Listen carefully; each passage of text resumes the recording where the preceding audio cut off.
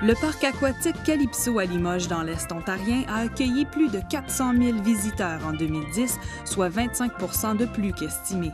Plus de 500 personnes ont travaillé sur les lieux et un grand nombre de fournisseurs de la région a approvisionné l'entreprise. Avec une dizaine de nouvelles glissades, on espère pouvoir en faire autant cette année. Il avait été établi que Calypso était pour avoir des retombées d'au-delà de 750 millions dans les 10 premières années d'opération.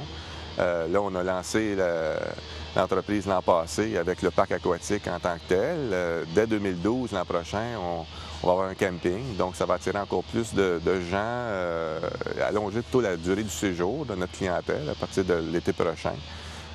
Donc, c'est très positif. Et tous les commerces avoisinants, là, je pense qu'ils peuvent juste bénéficier de la venue de notre parc ici dans Prescott Russell. Avec les nouvelles attractions qu'on ajoute, donc il a fallu embaucher plus de personnel. On a réussi à combler tous les postes.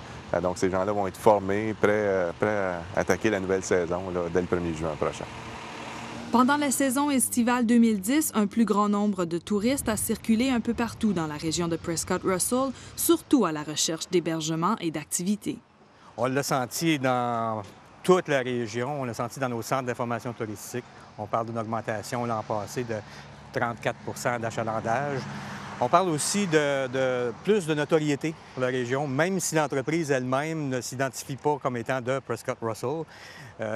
Évidemment, les gens viennent ici. Si on parle de 440 000 personnes additionnelles qui viennent dans la région. Plusieurs nous demandaient des directions.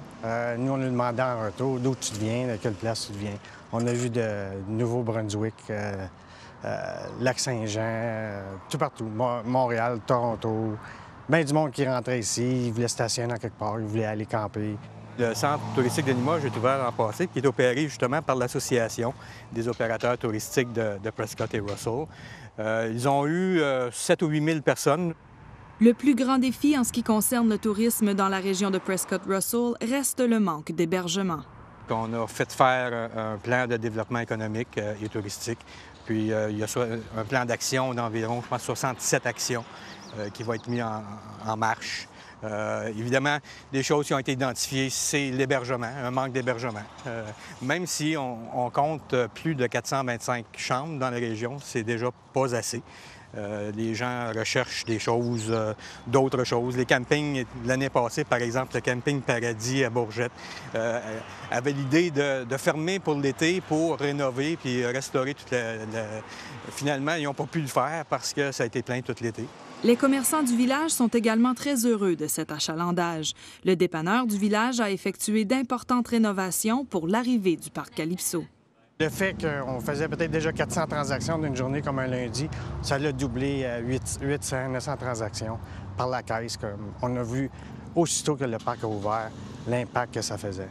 L'unique restaurant de Limoges a vu une augmentation de 30 % d'achalandage, ce qui lui permet donc cette année de doubler la superficie de son restaurant. Et l'impact sur la restauration se fait sentir jusqu'à Castleman, le village voisin situé à une vingtaine de kilomètres. Certains restaurants dans le village de Castleman avaient dit que ça avait augmenté d'au moins 20 leur achalandage. Jusqu'à Hawkesbury, la semaine dernière, l'Association industrielle m'a dit que c'est la première année qu'ils ont autant de ce qu'on appelle en anglais des leads.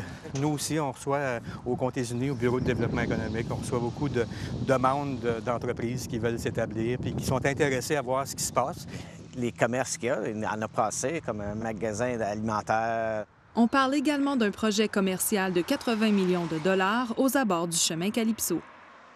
C'est certain que ça les encourage à développer quelque chose. Station de gaz, on parle tout le temps d'un thème. Là. Des études de faisabilité qui sont en train d'être faites.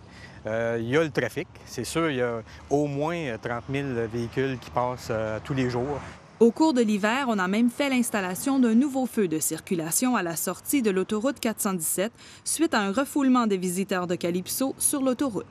Sans minimiser la chose, c'est arrivé une fois là, en période de pointe, au début juillet, qu'il y a eu un petit surplus, si on peut dire, de voitures.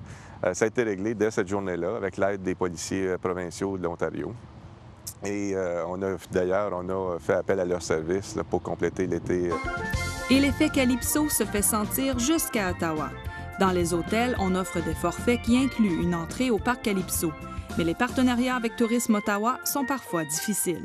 C'est pas évident parce que Tourisme Ottawa a été vraiment, ce que j'appelle Ottawa Tourism, parce qu'ils sont pas vraiment bilingues.